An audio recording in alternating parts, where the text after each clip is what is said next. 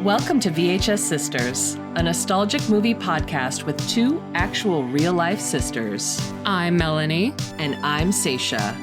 Get into some comfy clothes, grab your favorite beverage, and come hang out with us as I force my little sister to watch all the movies she missed growing up. We're gonna fucking rip it. Ooh, do you feel the love? Kind of. Yeah, I think I feel, you know what? I do. Being totally honest in this moment today, I do feel the love. I'm feeling a lot of love in my personal life. For the most part. I'm trying to show more love as a person because I feel like that's something that I've wanted to work on. Yeah. Yeah. Do you feel the love? I do. I feel the love sort of from my new cat, BB. Her name is BB, everybody. Melanie named her new kitty. Yeah, the cat that we were talking about that was outside for a while, we were able to bring her in and, you know, give her a little cozy space to hang out in, especially while it's freezing outside. Yeah, so she's indoors, she's warm, she's cozy, everybody. She has a name. Her name is BB, aka Beatrix Caddo. Because she's a killer. I love that. And Kill Bill is like a big family movie here. Big family favorite. Yeah. Yeah. It's something we all have affection for. This movie, however, the second movie we're talking about for Love Month is a movie called Shakespeare in Love from 1998. I have not seen this movie in like 20 years. And I've not seen it at all. Right. I was going to ask you what your memory is, but I think we all know. Yeah, you would have had no memory of this. You would have been maybe like 5 or 6 when this came out. Right. And I think like I remember seeing again like the VHS cover or whatever at Blockbuster. Absolutely. Like sort of iconic. Yeah, the iconic cover. It's Joseph Fiennes and Gwyneth Paltrow embracing. She's in one of many gorgeous gowns. Yeah. And yeah, I remember being very enamored with this movie when I was a teen. So this came out in 1998. That is the year I graduated from high school, FYI. A little bit of Saysha lore. So I was like 17 when this dropped. And it's funny. I was like reading reviews of this. I try not to do that before I talk about it on the pod, but I was actually looking at Letterboxd reviews because I knew the opinions on this movie were going to be mixed. And there's a lot of controversy about this movie too. So I wanted to like hop on the internet and see what other people thought about it. And it's just like, it was very, very mixed. Like people remember this fondly. You know, they have a lot of nostalgia for it, maybe like misplaced nostalgia, or they just remember that this is the movie that robbed Saving Private Ryan of Best Picture for the 1998 Oscar. Wow. Yeah. So that's like, I guess we'll just start with that. So like, yeah, my history with it, I was a big theater nerd. That was the one review I wanted to quote that I saw on the internet. The review was, "This is the movie that makes theater kids think that they can fuck." And I was like, yep, that's what it was for me. Like total theater nerd, super into like Elizabethan history. This was also the same year Elizabeth with Cate Blanchett came out. This was like a big time for like blockbuster historical movies. So World War II, Life is Beautiful came out. I don't know if you've ever seen that. No. Just like, so yes, a lot of World War II, a lot of Elizabethan movies. Yeah, at the time I was just like, oh, this is for me. So when Saving Private Ryan didn't win the Oscar, I was like, I don't care. I love this love movie. I love Shakespeare and I love love. Wow. But I had no idea about all the behind the scenes controversy. You don't know any of this, correct? No. So this movie, Shakespeare in Love, was made by Miramax. Yes. Which is notoriously the studio of the Weinstein brothers. specifically Harvey Weinstein. And I'm not going to get too into it, but this movie was pretty notorious for being a part of like a huge Oscar campaign to kind of push Saving Private Ryan out of the picture. Like Saving Private Ryan was like clearly like the favorite and like clearly the better movie. You've seen Saving Private Ryan, correct? I have seen parts of it. Yeah. I know it's huge. It's good. It is a war movie. It's incredibly violent. It's very disturbing. It's very sad. So like if you're not in the mood for that, I get it. For me, it was like a one and done, but I realized that like it was like in terms of quality, definitely better. Right. Definitely should have won. Because this movie that we watched yesterday is a little bit of a puff piece. Right. I have to say. But yeah, no, so Harvey Weinstein did like this huge sort of like toxic Oscar campaign thing where he really like pushed Shakespeare in Love. He really like pushed Gwyneth as like being like the star of the day. And she famously like won Best Actress over Meryl Streep, over Emily Watson, like a ton of other people. Like if you look at the Oscars from 1998, I think this is very appropriate. We're talking about this because we are now in the height of Oscar season and we're getting ready. But yeah, you look at all of the movies and the actors who were like there. And I was like, holy shit, this was really like the golden age of like late 90s talent. Yeah. So yeah, Harvey Weinstein, notorious piece of shit, rapist, convicted sex offender.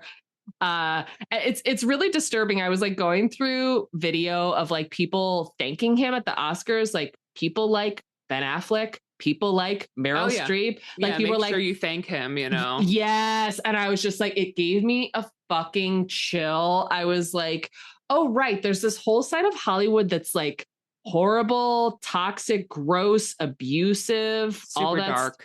Super dark. So I was just like, wow, knowing all this now and rewatching this movie really colors it in a bad way for me. It's funny because when I was watching it and during certain scenes, I was like, this has got to be having like some Harvey Weinstein flavor on it, you know? Like I totally just like felt the vibes a little bit during like, because there was like multiple sex scenes, and I know like Gwyneth obviously was topless during like the one where she and Will were together, right? But you know, it just like overly. It's not saying that it's not tastefully done. It just feels a little more pornographic than like choreographed. I don't know. 100%. Yeah. I forgot. Yeah. Upon this most recent rewatch, I was like, there's a lot of fucking in this. There sure is. Yeah. And I was just like, people are grabbing dicks and stuff too, being like, did your balls drop? I'm like, whoa.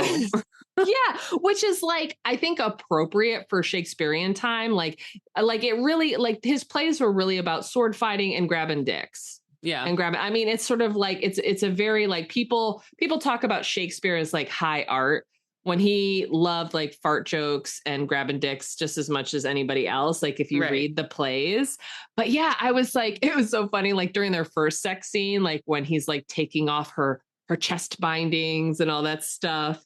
I was like, oh, they're going to be tasteful. They're not going to show titty. And I was like, oh, they show titty. Oh, yeah.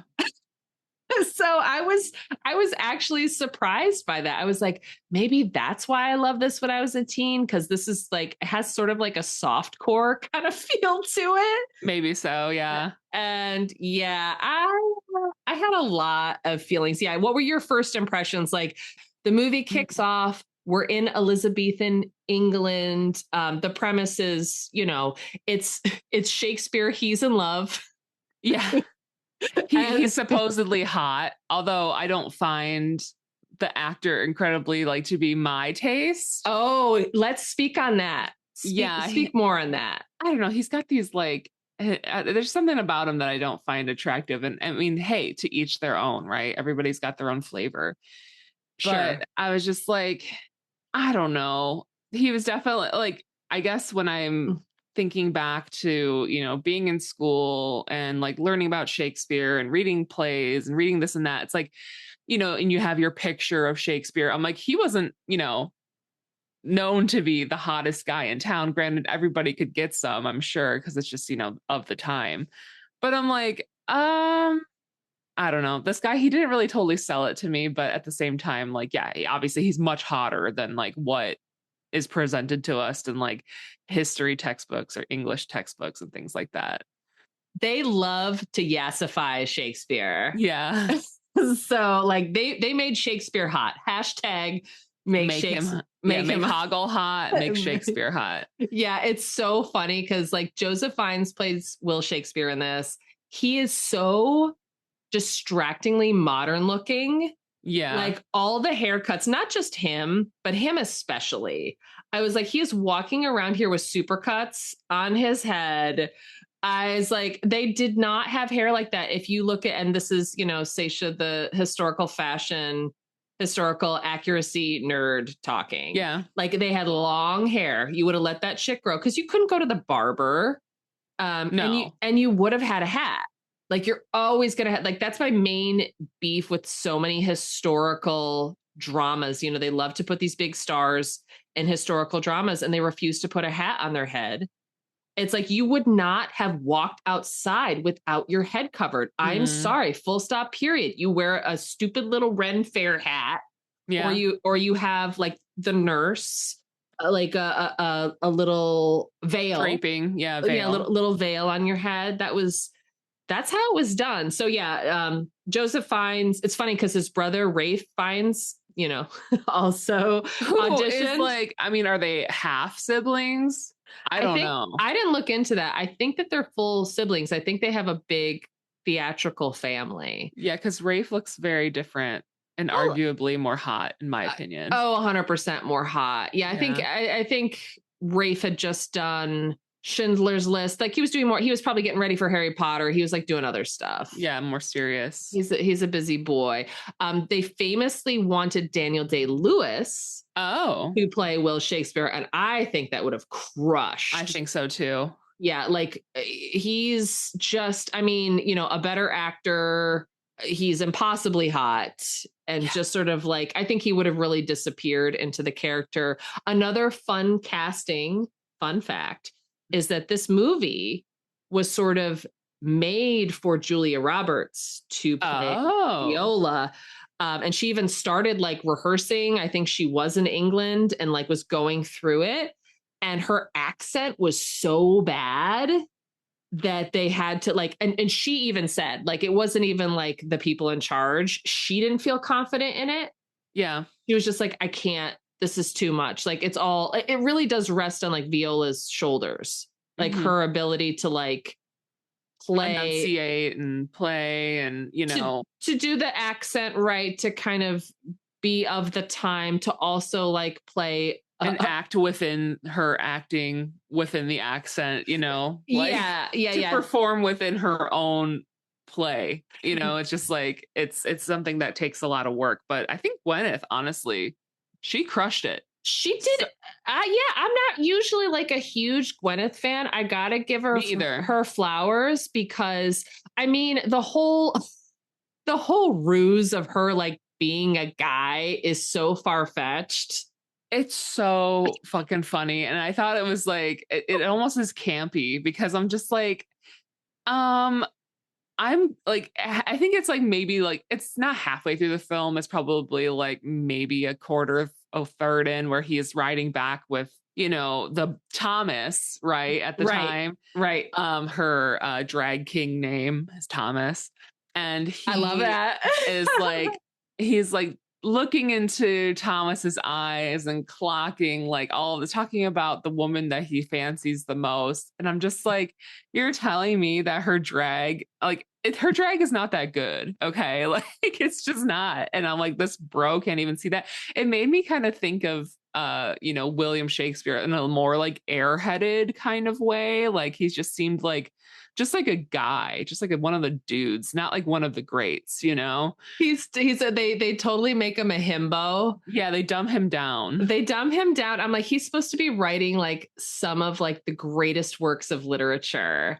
And and then he has writer's block. I'm like, okay, yeah, sure. Like, I mean, not that it doesn't exist, but I'm just like, I think the premise of this movie is so funny in a way. Like, it's almost a comedy within itself. That like from the first shot, when you do that really quick pull shot into the theater and they're roasting Jeffrey Rush's feet, like the whole tone of it, I wrote in my notes, I was like, this is totally Robin Hood Men in Tights. Yeah. It's like, it's so like brightly lit. It's like lit like a comedy. Like if you see, like, I love movies that portray eras with natural lighting and everything. They didn't have like electric lights. Like everything was dark and by candlelight. If you ever see the new movie Hamnet, I know you probably haven't seen it yet. I haven't yet. That's definitely the Oscar darling this year.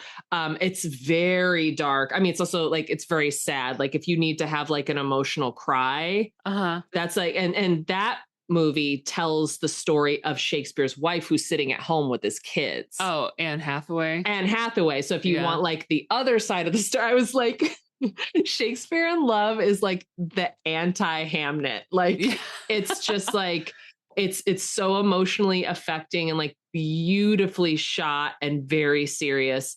And I was rewatching Shakespeare in Love. I was like, this movie is not fucking serious. Not at all. At all. I was like, you're going to tell me you're sitting in a boat with the quote unquote love of your life 2 inches from your face. And you're saying how much you love her lips and eyes.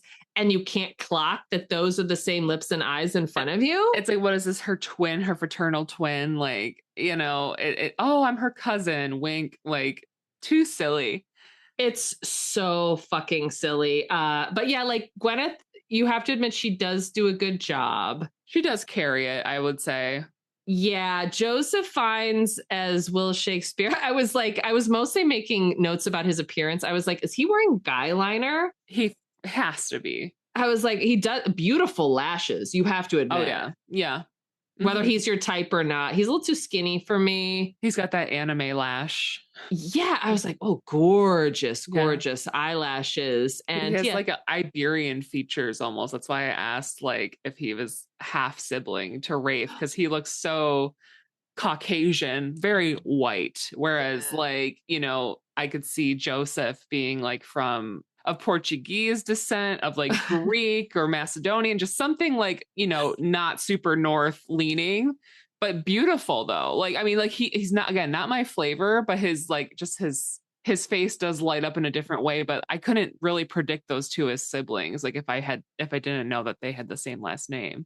Yeah, I'm looking at his wiki now, everybody. Like we look more alike and we're half siblings. Do you know what I'm saying? Yeah, absolutely. And we have similar mannerisms. I mean, I'm looking at his picture now, Joseph Fiennes now. He, first of all, his given name is insane. It's Joseph Alberic Twistleton Wycombe Fiennes. Twistleton. Man, I should rename my cat. No, I'm just kidding. that is so Bridgerton. I'm sorry. Lady Whistledown. And I feel like another thing to bring up is it's funny because at work, I am actually currently reading shamelessly a Bridgerton novel for basically like the upcoming season of it. Cause I watch. I'm not obsessed, but I do watch. She does watch. I kind of wanted to, and I know it's all fanciful and it's just like, it's not like true to time, whatever. It's an art piece. It's fantasy. Bridgerton is fantasy. It's historical fantasy. And so like I had read one of the authors, like other books in the Bridgerton series, like not so much like the people who are referenced in the show, but like other people adjacent to the group. So now I'm reading I liked it a lot. So now I'm reading the Francesca's version. Anyways, so I was at work and I had it out. My coworker asked, what am I reading? I'm like, oh, I'm just reading this. She goes, oh, have you ever read something about Anne Hathaway?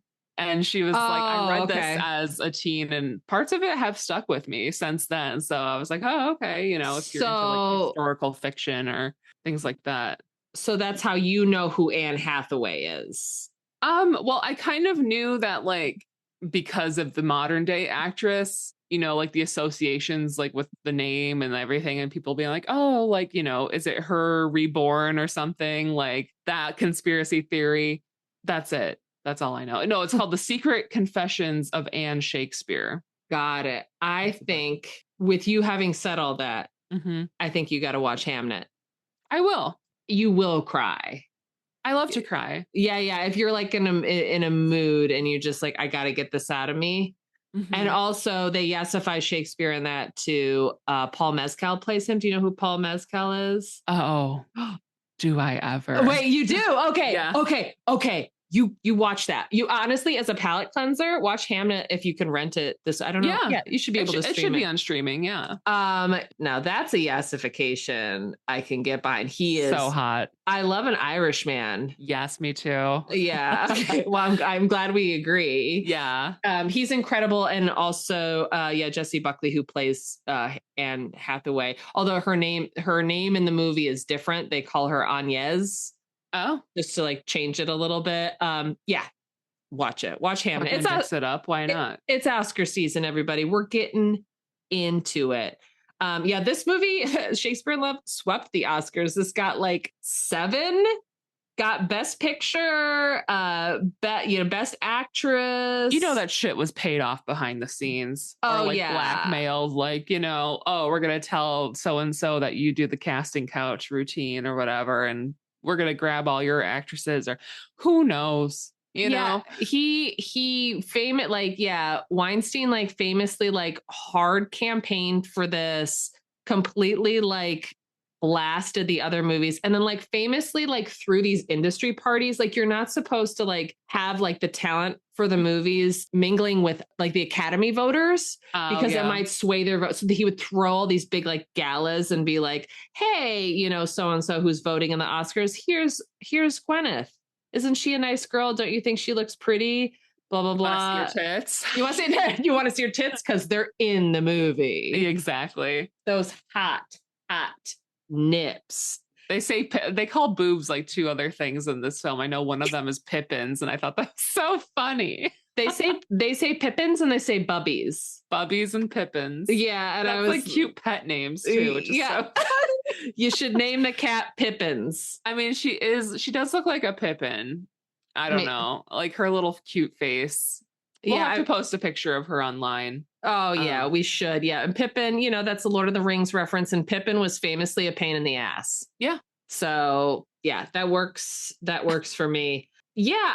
As I was watching this movie, I was like, wow, this is way brighter than I remember.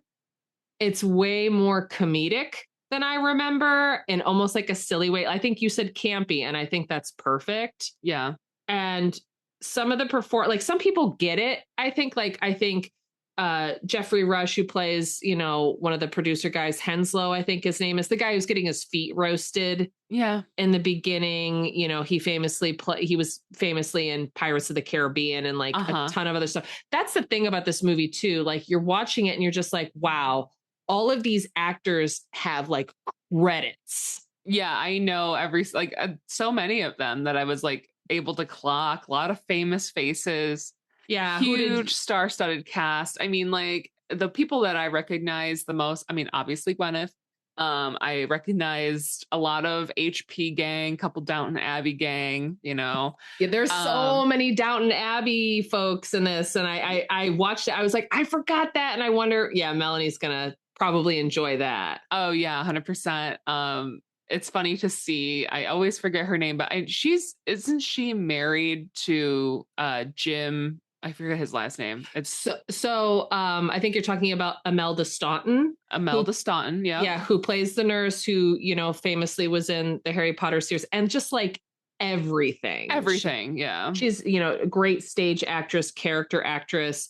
Yeah, she in real life is married to Jim Carter. Yes, which is very it's hard to remember because his character name on Downton Abbey is Carson. Yeah, I know. I always want to say Carson, or I always want to say like Cross or something. Yeah, Jim Carter. So Jim Carter and Imelda Staunton are married IRL. Mm-hmm. And I thought it was so funny because in this movie, so she plays Viola's nurse. Yeah. And then Jim in the play plays the nurse, plays her. Yeah. And at the time they were married IRL. And I was just like, I love their love.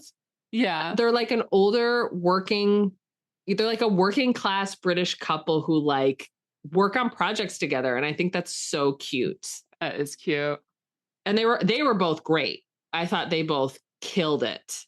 And they're like, in what little time they had, they were very like funny. And you definitely noticed them. Yeah. Any other people who like stood out for you performance wise? There's a lot of people in this movie. Well, I was going to say another Harry Potter favorite is, Mr. Weasley is in this. Yes, that's right. He plays like the tailor who has the stutter. Yeah. And, he of course like slays it in the end. But for a moment you think like, uh-oh, he's not going to do too good.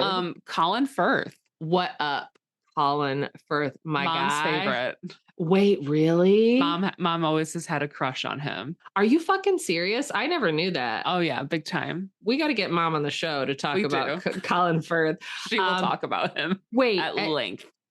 You haven't seen the BBC Pride and Prejudice yet. It's on my list. Girl. It's on my list. Girl, I should have had you watch that.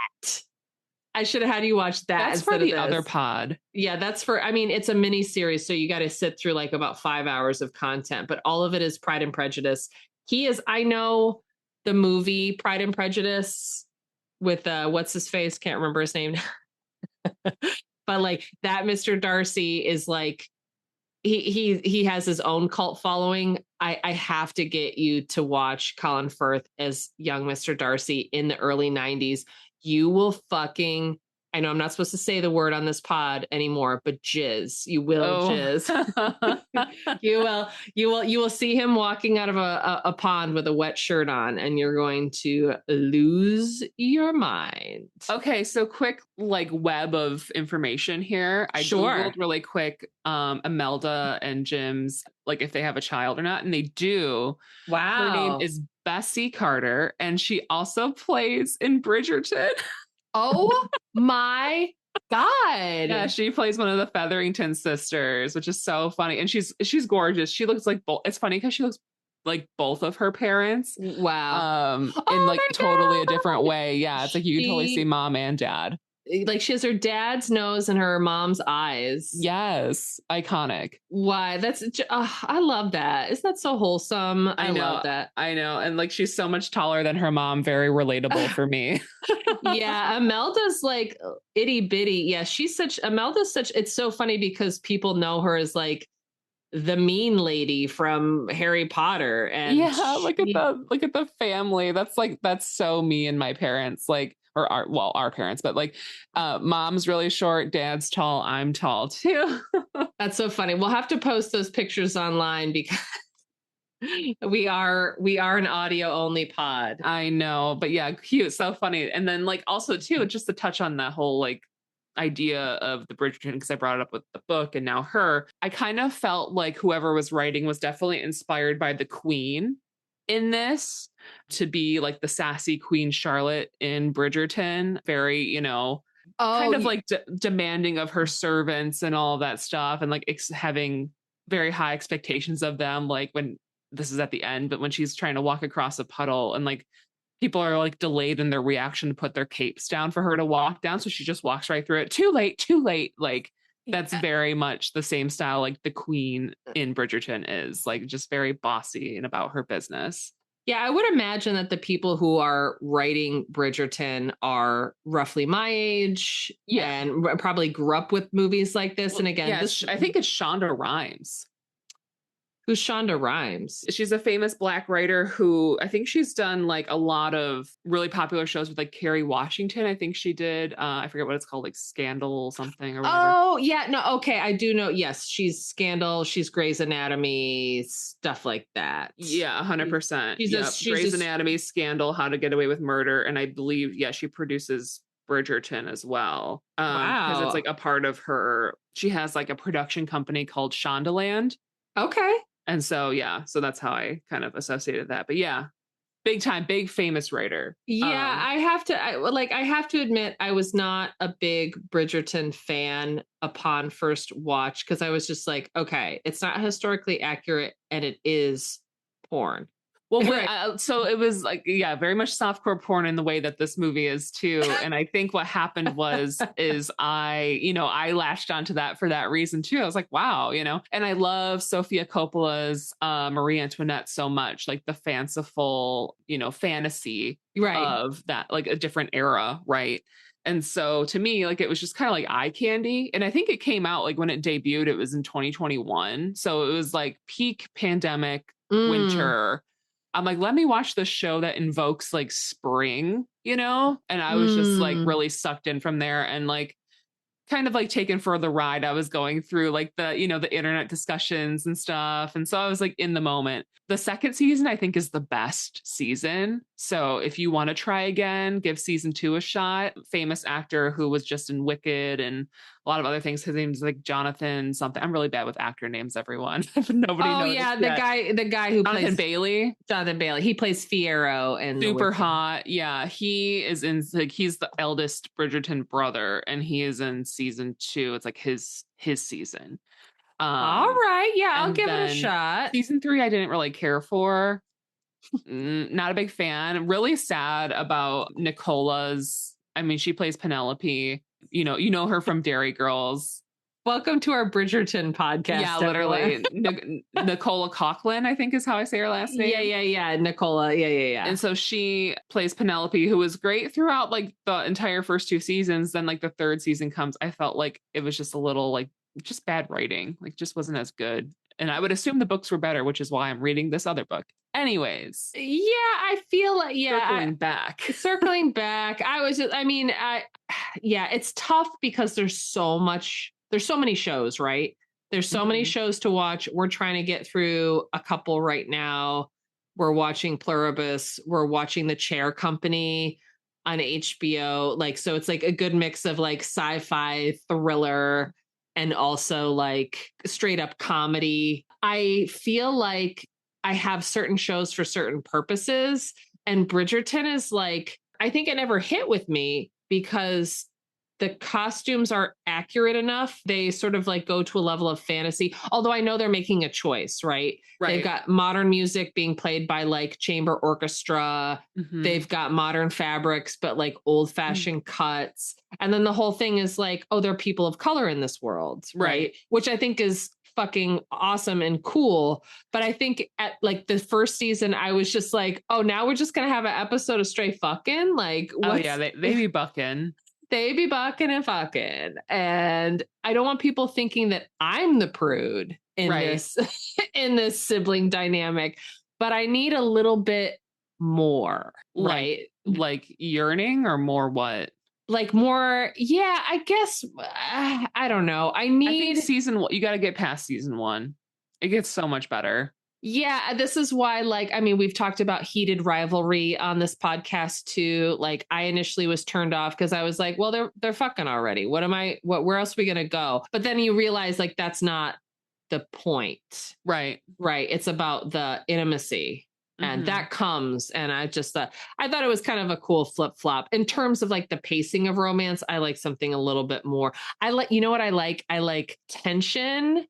I like forbidden love. I think that's why I loved Shakespeare in Love so much when I was a teen. Like the whole idea of like sneaking kisses, like doing something naughty, like that whole scene where Gwyneth is like playing on the stage and then like Shakespeare's over here like trying to like sneak a kiss in the wings and stuff like that. And I was like, ooh, so forbidden. Yes, exactly. And then also too, like, it's funny because she was still in her male drag. So he's like just smooching on her.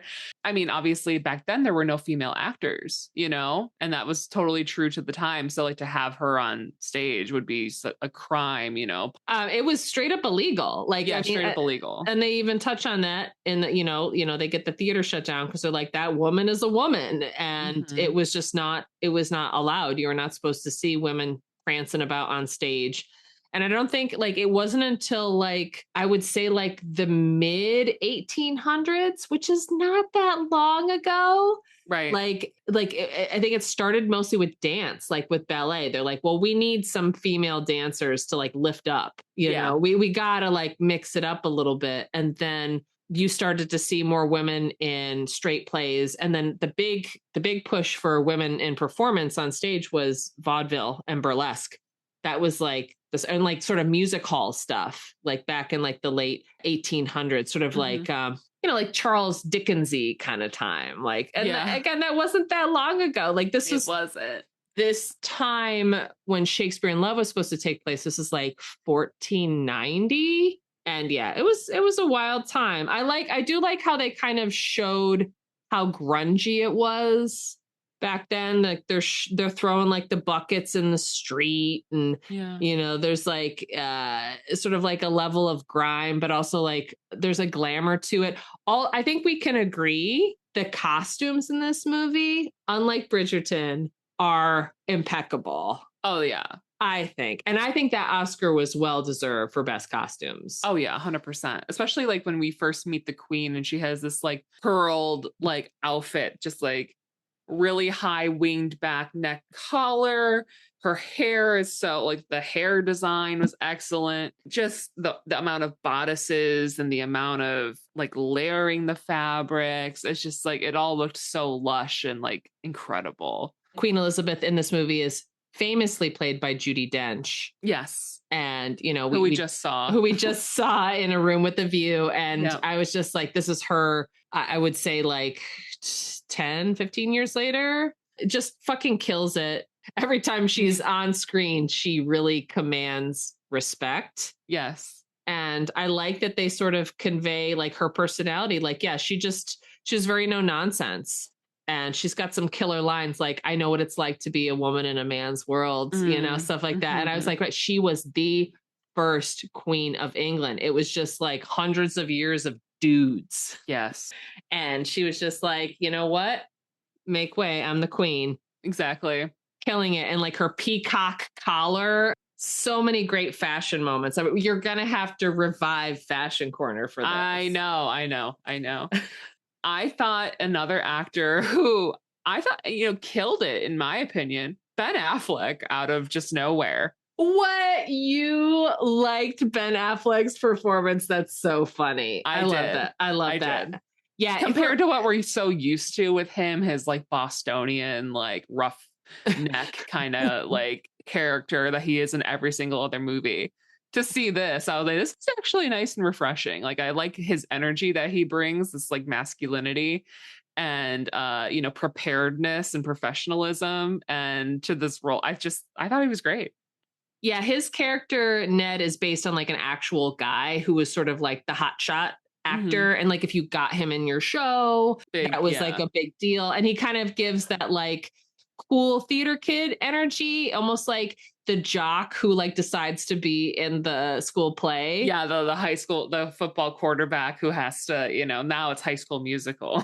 Exactly. Yeah, it's a real High School Musical energy. And I was just like, yeah, his accent's a little shaky, but I will say I did make a note. I was like, Ben Affleck's having fun. Yes. He's having a fucking blast. He looks great. Again, haircut, too modern. Yeah. He went to Supercuts and he got his neck cleaned up. He got a low taper fade. He got that low taper fade. And it's just, we didn't have the tools back then. They had a knife and that was it. And it wasn't, it wasn't even sharp. That's why people had wigs. Right. You just like powder that down. Disease, which I thought Shakespeare probably had some, considering he's out here boning half the town.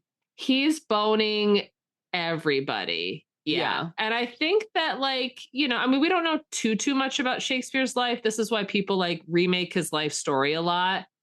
And so there's a lot of, you can basically like put whatever flavor you want. He is being written in print. From that time, they called him, famously so, the upstart crow. He was described as being like the upstart, like he would just come, it's sort of like he had an attitude and he was like, okay, I'm taking over this theater town. It's my town now. His players, his group of actors, they were called the King's Men, which was like, he did not perform for the king. Right. So it's just like... It's like calling your theater troupe like the best guys ever, He was just kind of cocky, and I do think they do convey, Joseph Fiennes kind of conveys that energy a little bit. Yeah, he's a little like hyperactive, and he's out here like, how do I want to say, like verbally sparring with all of his rivals. Oh, another actor who pops in, Rupert Everett, who he's only on for a little bit, but he plays Christopher Marlowe, who was another famous playwright at the time. Yeah, a lot of British hotties in this. I guess. Was he actually murdered? He was actually murdered, and that's actually fell on his own knife. He got in. This is actually true. Christopher Marlowe, or he was called in his day Kit Marlowe, was, his life ended because he got in an altercation at a tavern about a bill, and he pulled his knife, and just like it happens a lot in actual fights, his knife was turned on him and he got stabbed in the eye, and then he died. I will say there's a lot of little like Shakespeare nerd Easter eggs in this. There's a lot of truth in it, and some of the things they try to make it fun.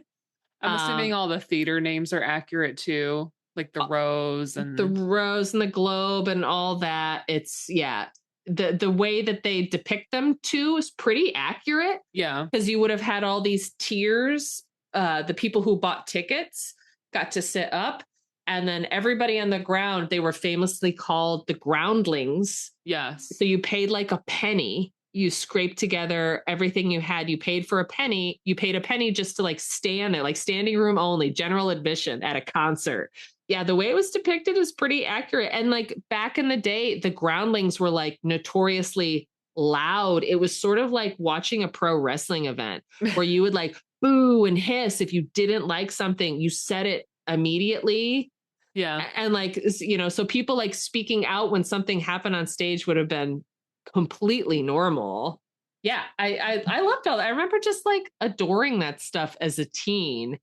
I just feel like, I don't know, upon this rewatch, and I don't know how you felt as a first time watcher, I was just like, there's something about it that's like a little too, I don't know, like you said, it's campy. It's not that serious. It's just like a breath away from being Robin Hood Men in Tights. Oh, 100%. Just like a little bit more. I need a couple more jokes. Exactly. And Mel Brooks to pop out. We need Mel Brooks to pop out from behind a shrub and be like, hey, how are you? Yeah, exactly. Yeah. So it's, I don't know. I feel, I don't know if it needed like a different director. It needed, I think with Daniel Day-Lewis, I think that would have kind of sealed the deal a little bit more. Yeah, because you can't have too jokey a movie with him in it. No. Even if there are jokes in it, he's going to bring like a gravitas to the role. We could keep Gwyneth. We can keep everybody else. Everybody else did a good job. I'm trying to think. Yeah, any other actors? Yeah, any performances you were like, this is terrible, or were there elements you just like straight up that like annoyed you upon the watch? I think that what annoyed me the most was, I guess, you know, like how you said, you kind of himboed Shakespeare, where he's like, you know, everyone else is feeding him information. He's like, oh, great line. Oh, I should call it this. Okay. Like, you know, just taking all these notes from everyone. And I'm like, I thought that was kind of like lame.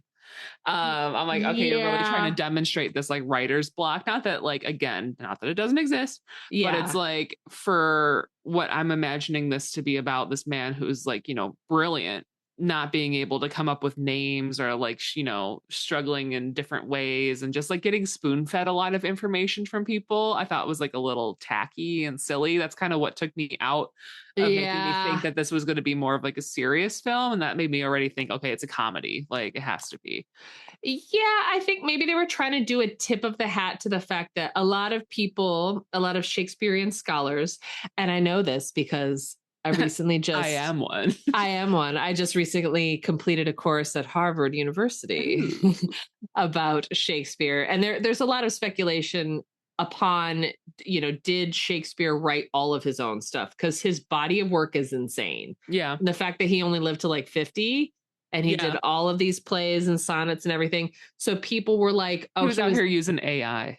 He was, yeah, exactly. He was using it, or they said like he copied a lot. I mean, there are some of his plays like Two Gentlemen of Verona. It's like clearly a rip from like an ancient Greek play. Right. It's clearly like a lot of people would do that though. They'd be like, oh, let's like take these stock characters and then we're going to put it in modern times. People still do that. Oh yeah. Like you can do your own spin on it. Yeah, I think it's interesting how they weave in the making of Romeo and Juliet with like the actual love story. Yeah, That's so taking I kind of place. became like, okay, it's a Romeo and Juliet retelling, and Right. I clocked that once I saw the nurse with Gwyneth, or what's her name, and Viola. Viola. So yeah, with Viola and the nurse, I'm just kind of like, okay, this is it. We're just doing Romeo and Juliet from here on out. And like they weave it in a different way where it's like, the false death. She heard the news of Kit Marlin dying from Kit Marlowe. Kit Marlowe. Kit Marlin is a fish. Yeah, Kipper. Good old Kipper Marlin. Kit Marlowe. My W looked like an N. So she heard the other guy died, but she thought it was Shakespeare. She thought it was Shakespeare. And so she like kind of just like full on went into like mourning, right away, and like went to church, could barely walk. And then he shows up and kind of like points at what's Colin Firth's name in the movie? Lord Wessex. Wessex. Okay, so he points at Lord Wessex, and he kind of gives him the death stare, and then she sees him in the church because he was there like begging for forgiveness for this murder that he thought he had caused because he gave the wrong name about who she was sleeping around with, because Lord Wessex caught wind of that. So when he did his drag as a nurse, which was so funny, like holding the thing above your mustache, just like put a pin on that, Yeah, I was like, that's when it sort of, I forgot that he like pretended to be a woman for a part of this. And I was like, I think that's the point where I wrote, this movie is not serious. No, not at all. It is camp comedy. How did this win Best Picture? I don't know. Yeah. So he says, oh, it's Kit Marlowe who she's, interested in or whatever. And then he dies because of the bar fight. I kind of forget where I was going with this, but I was just like the false death and like remember like being the Romeo and Juliet retelling, like that tragic moment where you hear something like your lover is passed or whatever. So it's just like a lot of stuff overlapping where he's climbing the trellis to go speak to her. Right. And now he's like, oh, I'm getting inspired. Like I'm scribbling down notes, like just like, this is silly. You see, the plot structure is like, he is trying to write what he thinks is a comedy. It ends up being a romance. It starts off as Romeo and Ethel, the pirate's daughter, and everyone's stoked about that because we want a dog and we want pirates and we want butts in the seats, basically. Yeah. We're trying to give the people what they want. But throughout the movie, he's living a romance. And so he's writing a romance. So I think it sort of like touches on the idea of like, you have to write what you know. Yeah. He like needed a muse, right? He needed something to excite him about writing. So yeah, you get a lot of Romeo and Juliet parallels. The dance scene where they first like touch each other when she's Viola, like, and she's going back and forth between Will and Lord Wessex. I thought that was kind of hot, honestly. Yeah. I love it. I love a ballroom Why scene. not both? Why not? Honestly, in my movie, why not both? Why choose? Right. Why choose? Let's make them both men a little gayer. And then you got now we're just in cabaret. Now we're just in cabaret again. Honestly, yeah, they really did the whole bisexual drama of it all so much better. Yeah, this movie, Shakespeare in Love, needed to be gayer. It did. Much gayer. It was gay, but it needed to be gayer. It needed to be way gayer. And that was the thing too, like with the whole Gwyneth thing. And again, like I think she did a good job, begrudgingly. Like it's a tough part. And she definitely carried, she did her best. But I was like, wouldn't it have been hotter if like the lady Viola, like maybe she was a little more butch. Okay. Mm-hmm. Maybe she was a little more tomboyish. Okay, we're cooking. Not like feminine gals can't also do boy drag. Okay, but like maybe how like in With a Room with a View, Helena Bonham Carter is like rolling around with her brother and fighting him and playing tennis and all that stuff. Like maybe like in that sense. Yeah, she has like more tomboyish tendencies. Maybe there's a little scene where her mother's like, Viola, I don't know what to do with you. You'll never find a proper husband. Like one of those things. Mm-hmm. And then and she's butching it up. So when she like puts on boy drag, it's like actually convincing. I think a lot of that would come down to casting, and you need somebody who's like slightly androgynous. And I feel like she looked okay. I don't think she looked completely feminine in her drag. I thought that she looked very boyish. You know what I'm saying? And then she looked like she looked a little bit more like a teen boy, which would have been appropriate because back then they got, they even make jokes about the boy who's playing Juliet in the play. It's like, did your voice drop yet? They wanted these prepubescent boys to play girls because girls were not allowed. Right. So yeah, I think I don't know. I feel like I don't know who the person is who could have played her correctly. She does a good enough job, but yeah, it needs to be gayer. There needs to be that bisexual tension. I think it would have been hotter if Will was attracted to her as a girl and a boy. Yeah. And have that be the tension a little bit. Oh, yeah. Love triangle, but it's actually only two people. Oh, shit. Do you know what I'm saying? Interesting. Okay. Yeah. So maybe you also have the hots for Thomas Kent and you struggle with that because you also have the hots for Lady Viola. And there's a scene of him oh, who do I choose? No, I can't do it. He's really struggling, but little does he know they're the same person. That's how I read the a organ romance. Of your imagination is working overtime. That's right.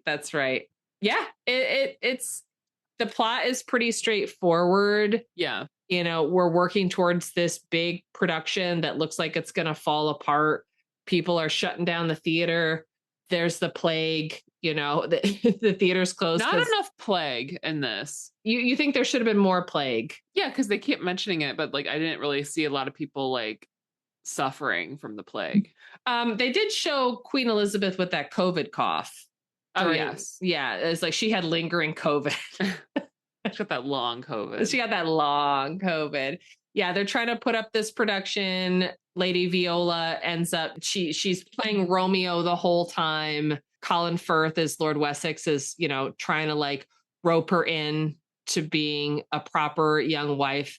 He's really good at playing a jerk. Yeah.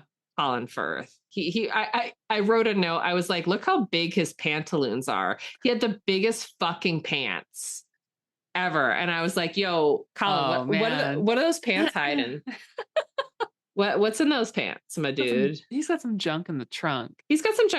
Also, that cunty little earring he wears. Oh, yeah, the pearl earring. I was living. He's the boy with the pearl earring, for sure. Love that, yeah. Yeah, he looked great. As I say, crazy thing for Viola's dad to say that his daughter obeys like a mule. And for the man who rides her, there are rubies in the saddle. That was definitely Harvey Weinstein who wrote that. Yeah. Yeah, Harvey was leaning over. Yo, say this. Say this. Yeah, I think Tom Stoppard, who was a famous British playwright, helped write the script. Yeah, I could just imagine Harvey Weinstein over Tom Stoppard's shoulder, right? And just being like, "Yo, what does Harvey Weinstein sound like?" He's like, yo, I think it would be good if we could put some more titties in this. When he takes the top off, can we see more titties, please? Yes, thank you. That's it. That's one of my original impressions that I do. Beautiful. I love it. I was going to say the other note I have was the historically accurate toothbrush. I did love that. Ooh, yes. I also wrote that note. I was like, right, they clean their teeth with a stick. All you got was a chew stick. Yeah. I was like, yeah, if you had to, clean your teeth. It was funny because Ryan was watching a little bit with me and he was like, oh yeah, that'll do a good job. And I was like, actually, if you had a choice between a brush or a stick, I think a stick is better. Well, because it's that, it's I don't know how to say it. Is it miswak or miswak or something? It's like a root that is branched. So when I don't know. Carve it, it has almost like a bristly texture, but because it's it has almost an antibacterial property to it, so you could just put it in your mouth and it's gonna sanitize your mouth, but with the bristles you can kind of remove the plaque. They still you can actually get them. Oh, that's very wellness. Yeah. Give me a wellness stick for that's my teeth. That's some Marmy knowledge right there. Yeah, that is. Shout out Marmy. Miss her. Miss her, love her. Miss her, love her. There needed to be a Marmee in this. Where was Gwyneth's mom and all this? Her mom sucked. She was just like, that suck. Yeah, she was just like, yeah, here you go. Take my daughter. Like, go to Virginia. I was like, Lord Wessex is like a mad slave owner. I was like, this guy sucks. Yeah. Yeah, it's like, to be fair, Imelda Staunton, I feel like, did a pretty good nurse. She was like there for her. She was out there like rocking the chair when the beds are rocking, just to be like, yep, leave the thing. It's okay. Like, move on. Yeah. My girl is busy. Viola and Will are bucking in the room when they finally consummate everything. Wait, you made a face? I made a face because of the like I said, you said the soft pornographic nature of it, and I'm just making the face because of the director who was like, yeah, do this, more of this, you know. Yeah, I was like, if you're gonna show nip, you gotta show dong, or at least like a little more dong. Yeah, there should have been like balls in this. If the way you said balls was so fucking nasty, I'm censoring that, or maybe I'll leave it in. I don't know. Wait, yeah, then I put on the phone sex voice. It's like, there should have been more balls in it. Disgusting. Yeah. Man. Yeah. So I feel like overall, I kind of want to just give my rating. Go for it. I did enjoy the movie. Like, I'm not going to say it wasn't enjoyable to watch, but I think overall I'd give it a C. Yeah, I was shocked because I was like, ooh, Melanie's gonna love it. And I feel like you liked it, right? Yeah, like, definitely. It's kind of like on a Bridgerton level. I think we can agree. Yeah. Like, it's not gonna like change anybody's life. But if you want, do you agree that it fits with the theme of love? I think so. the title? Yes. There's Shakespeare and he is in love. Yeah, exactly. The end. So I went real literal with it. Yeah, I will say, before we wrap, I do like to see a man simp for a woman. Yeah, of course. And I always want to see that. I always want to see that he's groveling. He's doing all the right things. And I do love that, even though he's a dum-dum and he couldn't see that like the love of his life is like 2 inches from his face. I don't like, the whole thing about like him being married and not telling her. I'm just like, I guess we need some conflict here. Yeah. But I guess it wasn't really going to work out, was it? You know? Yeah, because like back then, like people just didn't get divorced. Right. So you either like had an affair and just did it or just like were faithful, I guess. But it's a lot easier to like do your own thing back then because no cell phones, no texts, no receipts, no nothing. TV, which is why we got to go to the theater. You got to go to the theater. You got to go yell at some people on stage. I did love all of the like the play within a play, like the inception, the whole theater-ness of it all. Yeah. That was very cool to see. And it kind of gave me a thrill. Oh, and I loved the sword fighting. Oh, okay. Love the sword fighting. I was like, oh, this is a good little sword fight we got going on. Because it's like, it's fun to see like mostly theater actors doing theatrical things. And this is something you learn in theater school. It's like we learn how to fight with a sword. Right. And make it look exciting and fun. Because that would have been the thing back in the day. People wanted violence. Like that creepy kid who's like, I want to see somebody lose their head. You know, like, I like it when she stabbed herself.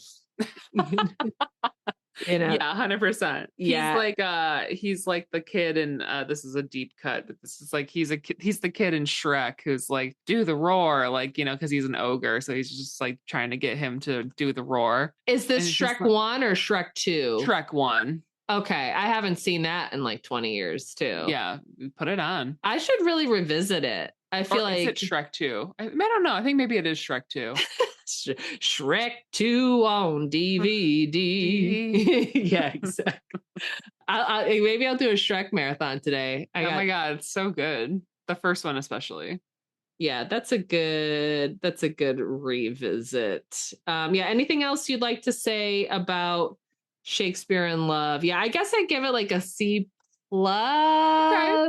Yeah, I don't regret making us watch this, but I feel like I'm going to have to knock it out of the park with the next love selection. Okay. What are you feeling? Do you want some more historical love? Do you want modern love? Like, what's your love vibe? I guess. I love historical love. Okay. I do. Because I feel like with historical love, there's more conflict. There's more things like separating people. Not so much nowadays or in modern times.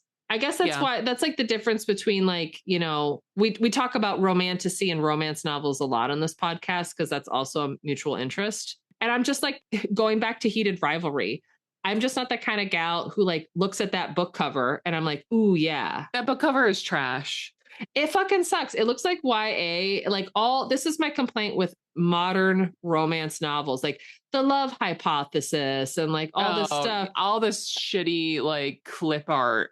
I hate it. So bad. And I'm like, at least give me like an old school cover, like a Fabio style romance bodice ripper, where it's just like a jacked guy with a ripped shirt. Totally. Yeah. Just like in front of a shipwreck. Yeah. I want the pirate's daughter. I want like give it to us. That's what I want. Cause it's just sort of like the aesthetic or the vibe that I'm looking for, as opposed to like, I just met this guy at Starbucks and and then he just happens to know my uncle and it's a small town. I might kiss you. Guess what? Epilogue, we're married.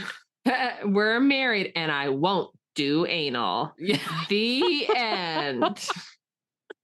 That's how I write. Okay. That's what women want, right? Exactly. That's the straight woman fantasy. I'll always remember fondly my first real romance smut book that I read in recent years. It was titled 3 Swedish Mountain Men, a Why Choose Romance. Oh boy. Buckle up, listeners, if you want to read something interesting. Interesting meaning 3 guys, 1 gal, dongs. 3 dongs, 1 cabin. Oh, yeah. They go to the cabin in this for sure. They're just in the cabin the whole time. Like, that's what it's all about. Everyone listening. That's all of the plot is the cabin. The plot is the cabin. That should be a Netflix show, honestly. People would, for our redacted word of the day, they would jizz over that. You almost made me spit out coffee. That's terrible. It's so bad. Yeah. Well, I made you watch a Miramax movie from the 90s. And you know what? I made it through. You made it through. Not completely unscathed, but I have made it through. You got to see some cool costumes. You got to see some titties. Yep. You know, a lot of hot British guys in this. Yeah. Judi Dench in full bitch mode. Which I love. Which, yeah, you know, there are some bright spots. Yeah, we're gonna continue our love journey, listeners. I'm gonna make Melanie watch a couple more love movies. And hopefully, what did you give Room with a View? Was it a A-, B? You gave it a B? I'm not sure. I forget. I think I gave it either an A- or a B. For sure. It's up there. It's higher than this one. Oh, much higher. Oh, okay. Yeah. Cool. So this so far is the lowest rated. Yeah, I think I've got 2 other ones that'll really, really get you riled ready up. Get us into Love Month, the season. Right. So stay tuned, listeners, if you want to find out what those are. Yeah, absolutely. As always, thanks for listening. Shoot us a little message. Tell us what are your favorite love movies, y'all? Ooh, yeah. Give us some suggestions. Leave us a comment and tell us, you know, what's the movie that you watched in your teens that shaped your idea of love that maybe you don't even agree with anymore? Yeah. And we may or may not watch it. We probably won't, because I have a full list. Yeah, we're booked and blessed. We are booked, blessed, and busy in 2026. Mm-hmm. So manifesting works, y'all. It does. Light a candle. Light a candle. Yeah. See you next time. We'll see you next time. Bye. Thank you so much for listening to this episode of VHS Sisters. We hope you've had a fun and cozy time. Please consider liking, leaving a review, and following us on your podcast platform of choice. If you'd like to chat with us, please email us at VHSsisterspodcast@gmail.com. Love you. Bye.